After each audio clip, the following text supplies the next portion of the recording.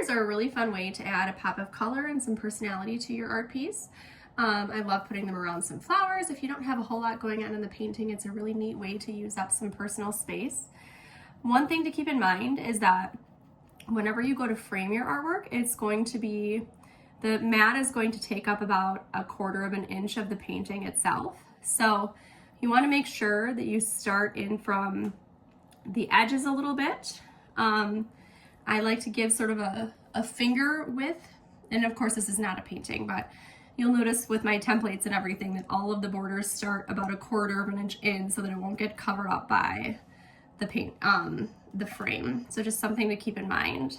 I'm just going to do a bunch of stripes in different colors.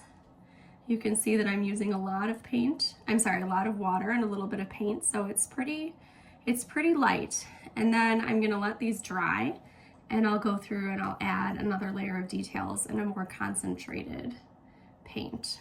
But just to sort of show you how I get started here. And as you can see, I'm also using my big fat brush for it. I also like to use the main light wash if you're doing my butterflies or my birds. I like using the same color that I did for my first layer, the main color in the painting. I like using that for my big part of my border.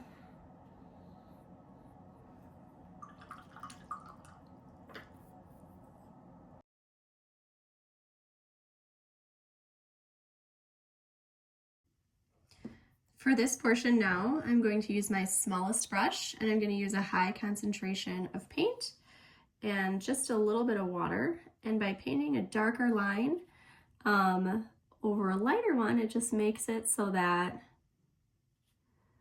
it's easier,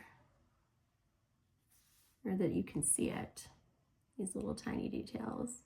So I'm going to be doing just a bunch of sort of my favorite little lines and patterns.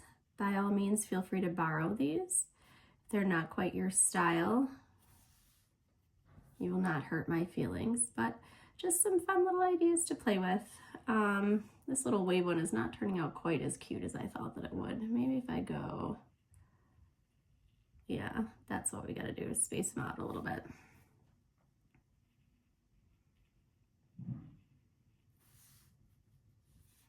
But yeah, feel free to stay tuned. I'm gonna speed this up so that you can see how these all sort of come together.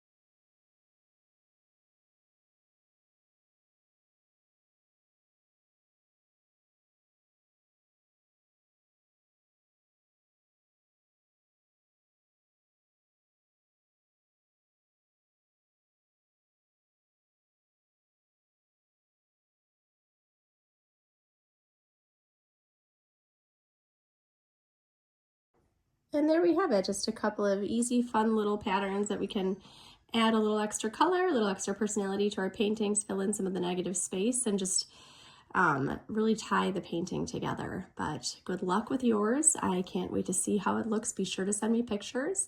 Hit the link in my show notes to see other kits and other tutorials that I have going at the moment. And if you're local to Chicago, I would love to paint with you in person. Thank you so much. Take care. Bye-bye.